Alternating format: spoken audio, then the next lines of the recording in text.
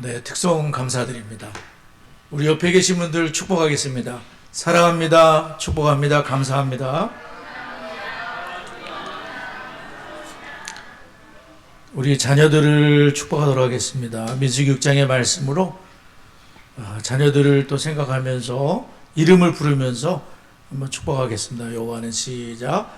여호와는 다니와 성은이에게 복을 주시고 다니와 성은이를 지키시기를 원하며 여호와는 그의 얼굴을 다니와 성은이에게 비추사 은혜 베푸시기를 원하며 여호와는 그 얼굴을 다니와 성은이를 향하여 드사 평강 주시기를 원하노라.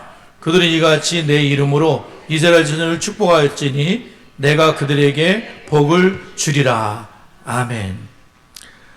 올 한 해를 저희들이 마무리하면서 특히 12월 달에는 이사야 말씀으로 이제 소망의 약속이라는 제목으로 구약의 말씀을 저희들이 함께 나누고 있습니다. 오늘은 성탄을 앞두고 이제 두 번에 걸쳐서 그리스도의 약속이라는 그러한 제목으로 하나님의 말씀을 전하겠는데요. 예수님이 이사야의 신약에서 이사야 말씀이 굉장히 많이 인용이 되어 있더라고요. 커리큘럼을 보게 되면 굉장히 많은 구절이 특별히 이사야의 말씀이 신약에서 다 인용이 된 것을 볼 수가 있고 또 이사야 시대가 한 700년쯤 되는데 700년 전쯤 되는데 그 700년 전에 예언하셨던 그러한 것들이 예수님 때에 다 이렇게 성취가 되는 그거를 볼 수가 있습니다. 특별히 하나님은 약속을 하시고 또 그 약속을 이루시는 그러한 하나님이신데 첫 번째로 우리가 기억해야 될 것은 이사야 7장의 말씀으로 하나님은 우리 가운데 거하시고 우리를 구원하시겠다고 약속을 하셨다는 말씀이에요. 우리 가운데 거하시고 우리를 구원하시겠다. 우리 이사야 7장으로 다시 한번 돌아가 볼까요? 이사야 7장으로 돌아가서 4절을 한번 읽어봤으면 좋겠습니다. 이사야 7장 다 피시고 4절을 한번 읽어봐 주세요. 이사야 7장 4절 읽겠습니다. 시작.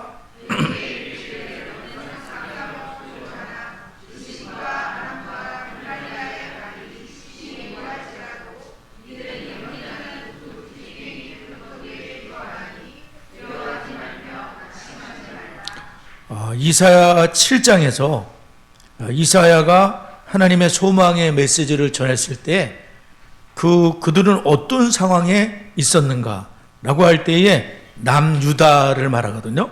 남유다는 아람 왕과 이스라엘 왕의 연합군의 침략을 받고 예루살렘이 함락될 위기 가운데 있었다는 거예요.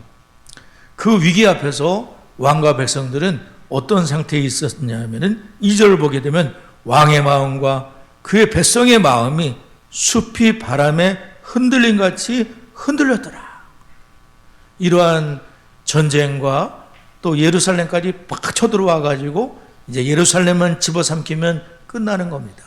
그러니까 왕과 백성들이 팍 흔들리고 정말 주체할 수 없는 불안 가운데 있었다는 거예요. 바람이 있는 동안 숲이 어떻게 바람을 이기겠습니까?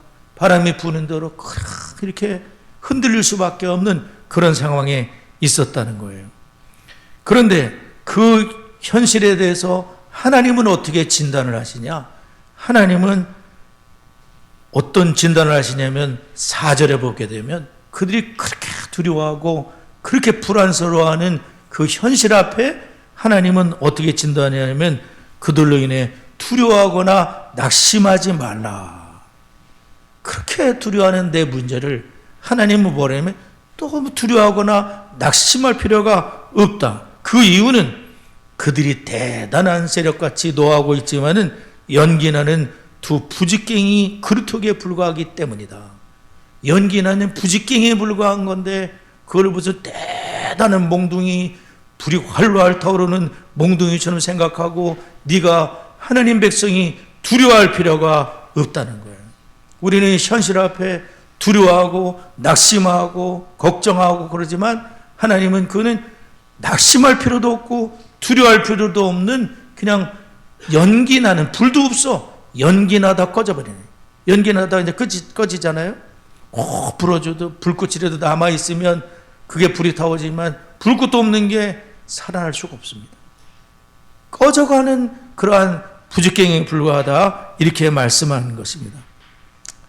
또한 하나님께서는 그들이 너희들을 점령할 계획을 다 짜고 왔다. 계획을 짜고 있지만 그 모든 계획은 무너져 버릴 것이다. 그 계획이 성취되도록 하나님이 가만히 있지 않겠다는 겁니다. 하나님은 줄고 주무시고 아무것도 안 하는 분입니까? 그것이 아니라 하나님은 계획을 무너뜨리겠다, 하나님 말씀하고 있는 거예요. 사람 뜻대로 다 되도록 내버려 두지 않으시고 하나님이 개입하시겠다. 하나님이 역사하시겠다는 거죠. 6절을 보면 유다를 쳐서 그걸 무너뜨리고 다벨의 아들을 세워 왕을 삼겠다, 왕을 가르쳐버리겠다, 이런 계획을 세웠는데 그 일은 이루어지지 않을 거다. 영원히 이루어지지 않습니다. 하나님이 막으시니까 되지 않습니다. 8절 9절에 보면 두 나라는 망할 것이다. 망하는데 자연적으로 망하게 되는 건가요? 우리 하나님이 망하도록 하시겠다는 겁니다. 하나님은 지난번에 우리가 이신론 배웠잖아요. 이신론도 하나님이 계시는데 하나님이 천지를 창조하고 저절로 돌아가게 만들어 놓고 하나님은 열중시하고 계시는 거예요. 전혀 간섭을 하지 않는 신이 이신론의 신이지만 우리가 믿는 하나님은 역사의 주인이시고 말씀하신 대로 이루시고 적극적으로 내 인생에 개입하시는 전능자라는 사실을, 임마누엘 하나님이라는 것을 우리가 기억해야 될 줄 믿습니다. 그 나라를 멸망시켜 버리겠다. 실제 그런 일이 있었을까요? 지금 이사야가 이 말씀을 했을 때가 BC 734년입니다. 그러면은 아람은 언제 망했을까요? 딱 2년 걸렸습니다. 2년 후에 아람은 망합니다. 이스라엘은 언제 망할까요? 12년 후에 망합니다. 하나님은 그들을 멸망시키겠다 하면 망하는 겁니다. 하나님이 그들을 보존하겠다, 유다는 망하지 않다, 하나님이 보존하시면 또 보존이 되는 거죠.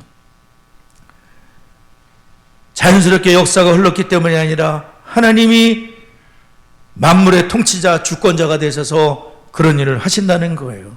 그러면 하나님께서 이 말씀을 들려주시는 건 뭐냐면 아스왕과 유다 민족이 하나님과 연합하고 하나님을 신뢰하고 하나님의 약속을 꼭 붙잡고 사시나무 떨듯이 떨 것이 아니라 하나님을 믿고 나아가야 되는데, 아스왕은 그때 어떻게 했습니까? 아스왕이 하나님께서 징조를 구해라 그랬더니 이 사람이 본인이 굉장히 믿음이 있는 척, 하나님을 시험하지 않는 척을 하면서 나는 구하지 않겠습니다, 가짜 신용을 하는 거예요. 마치 하나님을 굉장히 위하는 것처럼 신용을 하는데 그 중심은 하나님과 하나님을 의지하지 않겠다는 뜻입니다. 이 사람이 지금 어디 나가 있습니까? 윗모 수도 끝 세탁자의 밭. 아니, 굉장히 정확하게 말씀하는 거예요. 세탁자의 밭이 뭡니까? 물이 많은 곳입니다. 빨래를 막 하고 그런 곳에 왜 나가 있습니까? 전쟁에서 물을 확보해야 되는 거예요. 그래도 버티려면 물이 없으면 못 버티니까 이 사람이 지금 인간적인 방법을 쓰고 있는 거예요. 하나님을 의지할 생각을 하지 않고 내가 어떻게든지 이 나라가 어떻게든지 물을 확보해야 돼, 물이 최고야, 그렇게 하면서 하나님을 의지하지 않고 인간적인 방법에 의지하고 있는 거예요. 우리는 위기의 때일수록 하나님을 의지해야 된다는 사실을 우리가 기억해야 됩니다. 하나님을 의지해야 되는 거예요. 하나님을 의지하라고 하나님께서 이 말씀을 주시는 거 아니겠습니까? 그것은 아무것도 아니에요. 너를 지금 괴롭히고 있는 그것은 두려워할 일도 아니고 낙심할 일도 아니다. 왜냐하면 하나님이 알아서 해결하실 것이기 때문에. 예루살렘이 왜 함락되지 않았습니까? 함락되지 못하더라. 아니, 그 정도 세력이면 예루살렘 금방 집어삼킬 수 있었는데 왜 예루살렘이 함락되지 않죠? 하나님이 붙잡고 계시니까 함락이 안 되는 거예요. 하나님이 손 놔버리면 그냥 끝나는 거죠. 하나님이 붙잡고 있으니까, 방패로 붙잡고 계시니까 마지막 예루살렘이 버티고 있는 거예요. 오히려 공격을 했던 아람이 망하고 이스라엘이 망하고 유다를 통해서 예수님께서 오시지 않습니까? 하나님이 역사하시는 거예요. 그런 통계가 나오더라고요. 요즘에 나오는 통계인데, 무속을 찾는 기독교인. 여러분 어떻게 생각해요? 우리 수원창성 성도님들은 무속을 찾는 것에 대해서 어떻게 생각하세요? 무속을 찾으십니까? 최근 3년 동안 2.7회를 기독교인들이 찾았다 그래요. 무당을. 일반인들과 다를 바가 없대요. 20대 젊은 친구들은 기독교인인데도 4.3회 일반인보다 많이 무당을 찾았습니다. 본인이 예수 믿는 사람임에도 뭐가 불안하고 뭐가 궁금해서 그렇게 무당들을 찾았습니다. 기독교인들이 어떤 생각을 갖고 있냐면은 구술해도 된다. 17%가 구술해도 된다고 얘기를 했습니다. 부적은 달고 다녀야 된다. 24%. 고사진해도 된다. 35%. 점을 봐도 된다. 50%. 20대 이상 절반 이상은 무속을 금지할 필요가 없다라고 얘기를 한다고 합니다. 불안한 미래, 취업난 때문에 이 무속을 찾아서 위로를 받고자 한다는 겁니다. 교회나 목사님을 찾기보다 무속을 의지하는 거예요. 왜 무속을 찾아가겠습니까? 무당 찾아가면 무당이 즉각적으로 얘기를 해줍니다. 당신이 이렇게 해서 이런 일이 일어날 것이고 자기가 무슨 하나님이라도 되듯이 그렇게 뻥을 치고 있습니다. 근데 그럴듯하지 않습니까? 뭔가 맞히는 것 같고. 그러니까 목사님을 찾고, 우리 광영이가 저기 태어나서 왔는데 광영이는 목사님을 찾더라고. 그래서 가서 기도도 해줬는데 말이 많더라고. 아주 우리 광영이가. 광영아, 이번 기회에 생각 좀 해야 되지 않겠니? 그렇게 했어요. 여러분 중에도 그런 분들 계실까요? 뭐 재미로라도 막 이런 거 봅니까? 오늘의 운세. 오늘은 괜찮겠는데? 오늘은 좀 조심해야 되겠는데? 그렇습니까? 재미로라도 볼 필요도 없어요. 그게 다 무슨 의미가 있습니까? 아니, 하나님 손에 우리가 붙들려 있는데 그게 무슨 의미가 있습니까?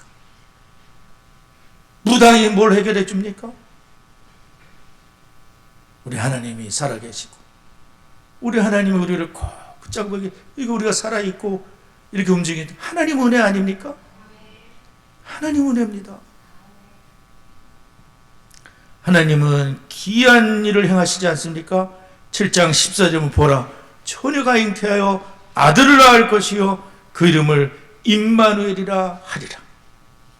하나님께서는 유다를 아람과 북이스라엘 건져주실 뿐 아니라 하나님은 임마누엘로 함께 하시겠다고 하시고 700년 후에 동정녀 마리아를 통해서 예수님이 태어나신 겁니다.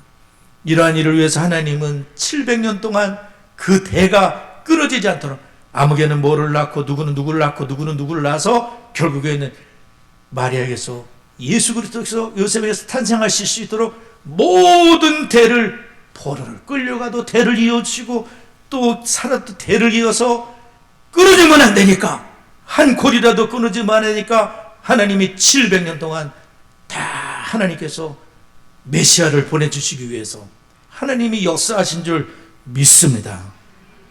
하나님은 그 약속하신 대로 이루시는 하나님이시죠. 두 번째로, 하나님은 세상에 빛을 가져오실 완벽한 통치자를 보내시겠다고 약속했습니다. 예수님은 큰 빛으로 오셨어요. 빛이 왜 불을 하겠습니까? 세상이 흑암이기 때문에, 어둠이기 때문에, 진홍같이 붉은 죄가 있기 때문에 예수님이 빛으로, 생명으로, 구원으로 은혜로 우리 가운데 오신 줄 믿습니다. 구원이 필요 없다면 예수님이 하늘 보좌의 영광을 버리고 왜 아기로 태어나서 위험천만한 아기로 태어나서 이 땅에 오셨겠습니까? 우리가 구원받아야 될 사람들이기 때문에, 우리가 하나님을 모르고 새카맣게 모르고 어두운 가운데 길을 잃었기 때문에 주님께서 빛으로 오셨다는 거예요. 이사야 9장 2절을 한번 읽어보도록 하겠습니다. 이사야 9장 2절 한번 읽겠습니다. 2절 읽어요. 시작.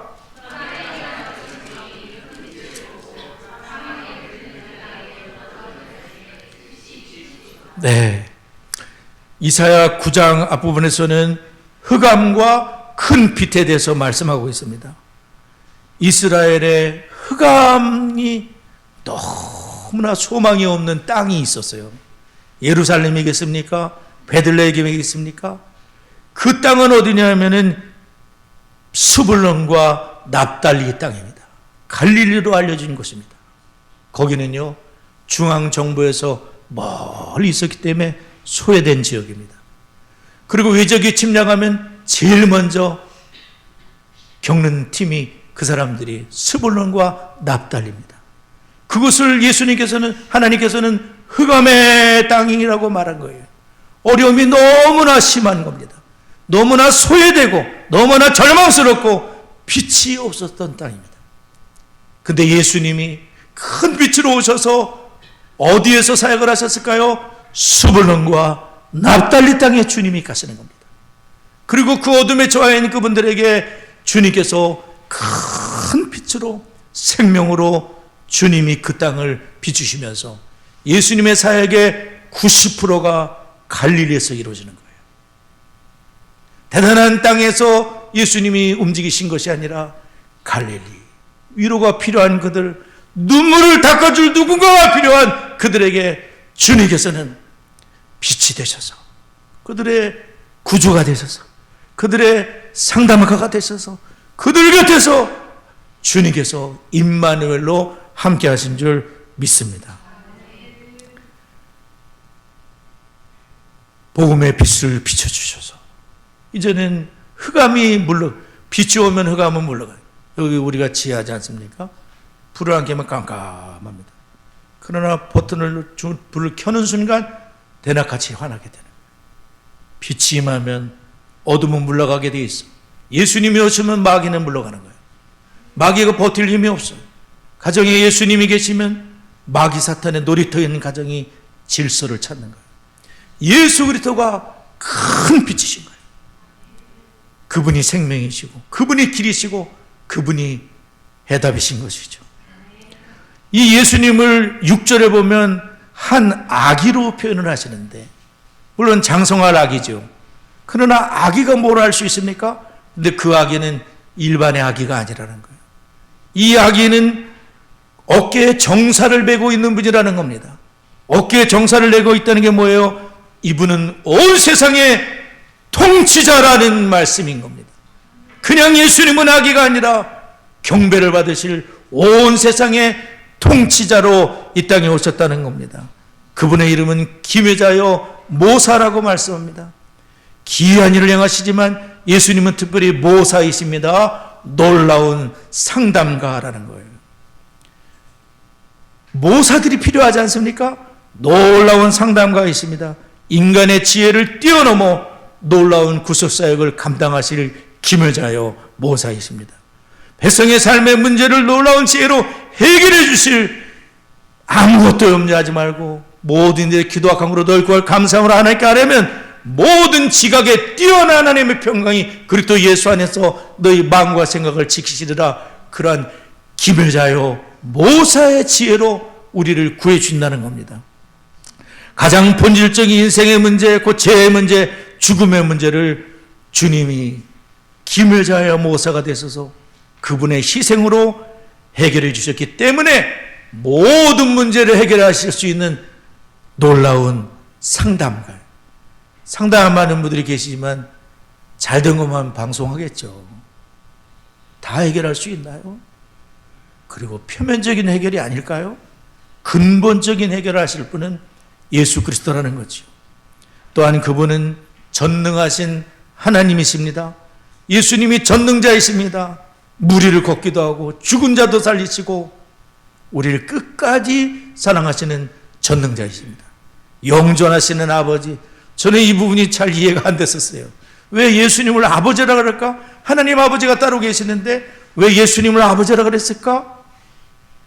예수님을 아버지라고 말씀하시는 것은 우리를 새 생명으로 거듭나게 하셨기 때문에, 뿐만 아니라 우리를 양육하시고 끝까지 보호하시고 인도하실 주님이시기 때문에 아버지 같은 양육으로, 아버지 같은 생명으로 우리를 태어나셨기 때문에 영원히 우리를 보호하시고 끝까지 우리를 아버지로 붙잡아 주시고 영존하시는 아버지가 예수 그리스도이신 줄 믿습니다. 평강의 왕이십니다. 예수님은 하나님과 우리 사이의 원수를 해결하실 수 있는 유일한 분입니다. 죄를 해결해 주시고 하나님과 평화가 이루어져서 우리를 하나님 앞에, 하나님 아버지, 우리가 부족하고 죄를 지었어도 아버지 잘못했습니다, 아버지라고 부를 수 있는 평강의 왕으로 진정한 평화를 주시는 왕인 줄 믿습니다. 예수님 이름이 많으시죠? 예수님은 그냥 아기가 아니에요. 우리의 구원자로, 우리의 영존하시는 아버지로, 전능자로 우리에게 오셨다는 거예요. 여러분, 우리 대한민국이 어떤 나라였었죠?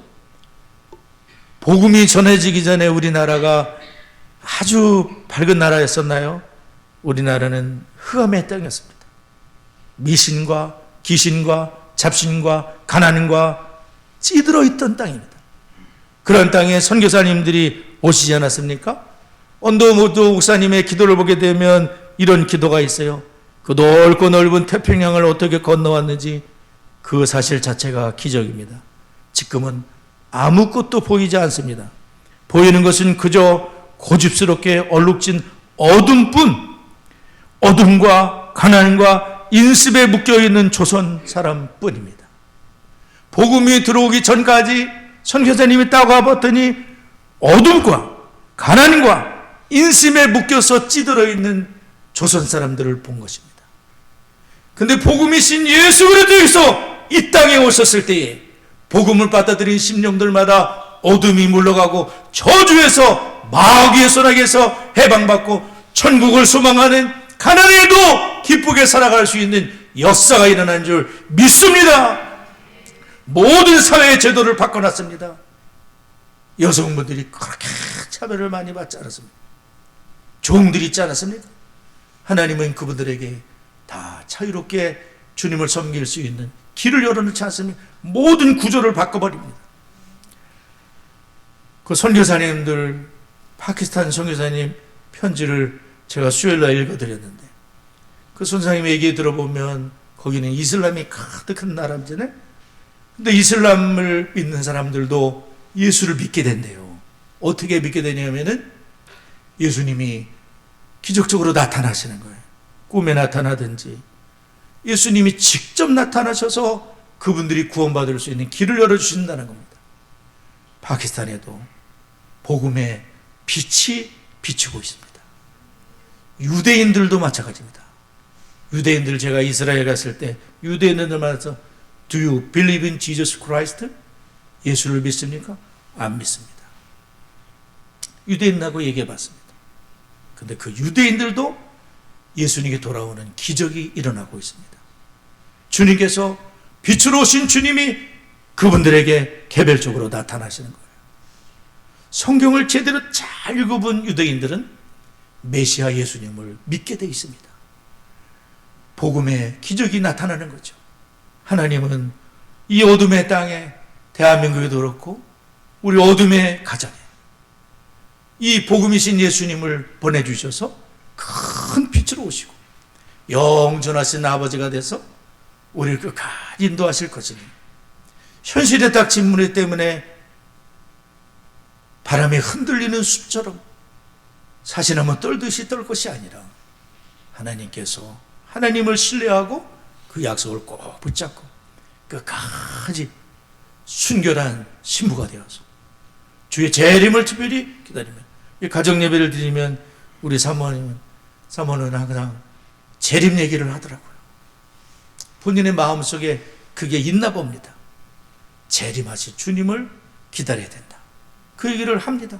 그냥 그 얘기부터 합니다. 제가 지난번에 심판에 대한 말씀을 나눌 때에도 저희 집사람은 재림하실 주님에 대한 얘기를 합니다.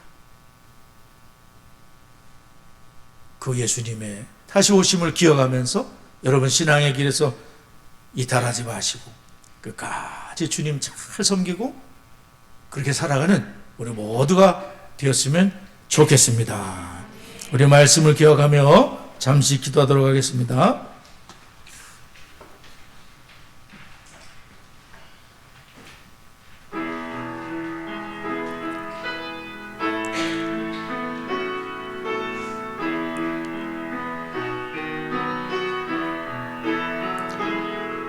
좋으신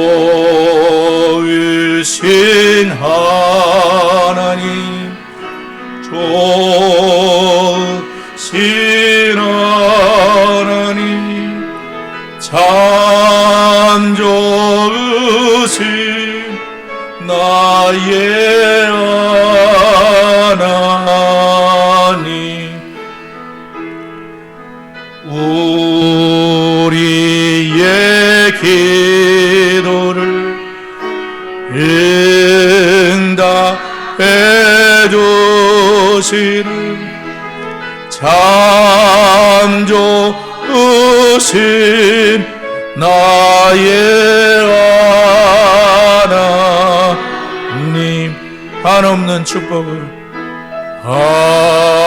한없는 축복을 우리에게 주시는 참 좋으신 나의 하나님. 지난 금요일 날 저희 딸이 이제 6년 만에 이사를 했습니다. 이사를 앞두고 이제 전세 대출도 받아야 되고 또 주인한테 1억 원 가까이 되는 돈도 받아야 되고 여러 가지로 이제 걱정할 일이 좀 있었어요. 또 날씨도, 저희 집사람이 날씨도 좋아야 되는데 그런 기도를 하고, 그래서 이제 이사를 위해서 기도를 했는데 참 하나님께서 함께 하시는 것을 많이 경험하게 됐습니다. 날씨가 좋았습니다. 이제 포장 이사를 했는데 그 트럭이 이 비를 가릴 수 있는 게 없는 트럭인 거예요. 비가 왔으면 많이 어려웠겠구나 그 생각을 하고, 또 천장에 있는 나사를 돌리면서 딸이 이제 그 책상 위에 올라갔는데 책상이 넘어질 뻔했습니다. 근데 마침 손을 딱 제가 잡고 그때 저는 기도 생각을 했습니다. 아, 하나님이 다치지 않도록 이렇게 보호해 주시는구나. 날씨를 보면서 우리 기도가 헛되지 않았구나. 돈이 째까작째까작 몇억 원이 왔다 갔다 하면서 잘 되는 걸 보고서 너무 감사한 생각이 들었습니다. 우리의 기도가 헛되지 않습니다. 하나님은 우리 기도, 또 여러분들이 기도해 주신 거예요. 하나님 앞에 오늘 기도할 때에 하나님이 역사하실 줄 믿습니다. 하나님 우리의 구원자 되십니다. 현재의 문제뿐 아니라 흑암에서 빛으로 인도하실 주님이시라고 오늘 말씀해 주셨습니다. 성탄을 앞두고 빛이신 주님의 은혜 가운데 우리 모두가 살아가도록 기도하시기 바랍니다. D6를 통해서 부모된 내가 먼저 주를 경외하고 자녀들에게 그것을 전수해주고 특별히 가정마다 예배가 세워지는 우리 아버지들에게 큰 은혜를 베풀어 달라고 다 같이 합심하여 기도합니다. 아버지 하나님 감사드립니다. 하나님 우리의 구원자 됐습니다. 하나님 아버지 현실의 문제뿐만 아니라 흑암에서 마귀의 소나기에서 빛으로 생명으로 인도하시는 줄을 믿습니다. 예수님의 빛 가운데 살아가는 저희가 되도록 하나님께서 은혜를 더하여 주옵소서. 우리가 먼저 하나님을 경외하고 자녀들에게 신앙을 전수해주게 하시고 우리 아버지들에게 힘을 주옵소서. 가정의 예배를 잘 세우고 하나님께 영광을 돌리는 가정으로 세워갈 수 있도록 우리 아버지들에게 복을 내려 주옵소서. 우리가 커리큘럼을 통해서 6년이면 성경을 다 배울 수가 있습니다. 커리큘럼은 숨은 인재라는 말이 있습니다. 인재를 우리 가정에 도입하는 거예요. 인재가 우리 교회에 온 겁니다. 커리큘럼을 소홀히 하면 안 됩니다. 인재가 나에게 온 겁니다. 이 좋은 분이 나에게 온 겁니다. 이 말씀을 배워야 되겠습니다. 교회와 가정이 동역하고 신앙전수가 이루어질 수 있도록 담임 목사가 이제 남은 소선대적 임기를 잘 감당하도록 내년 봄이면 이제 마칩니다. 수원의 디스교회들이 마중무교회에다 한 해를 잘 마무리하고 새해를 맞이할 수 있도록 다 같이 합심하여 기도합니다. 하나님 아버지 감사합니다. 우리 성도님들이 숨은 인재가 되는 커리큘럼을 소중하게 생각하게 하시고 내가 배우고 내 자식이 배우고 손주가 배우고 하나님 아버지의 말씀으로 세워지는 교회와 가정이 동역하여 세대 간의 신앙전수가 이루게 하시고 담임 목사가 남은 너희들의 사명을 주께 합당하게 잘 감당케 하여 주시고 수원의 디스교들이 마중물 교회가 되어지며 이 은혜를 저희들이 잘 마무리하고 새해를 맞이할 수 있도록 우리 하나님 주장하여 주시고 인도하여 주옵소서. 예수님의 이름으로 기도드리옵나이다. 아멘.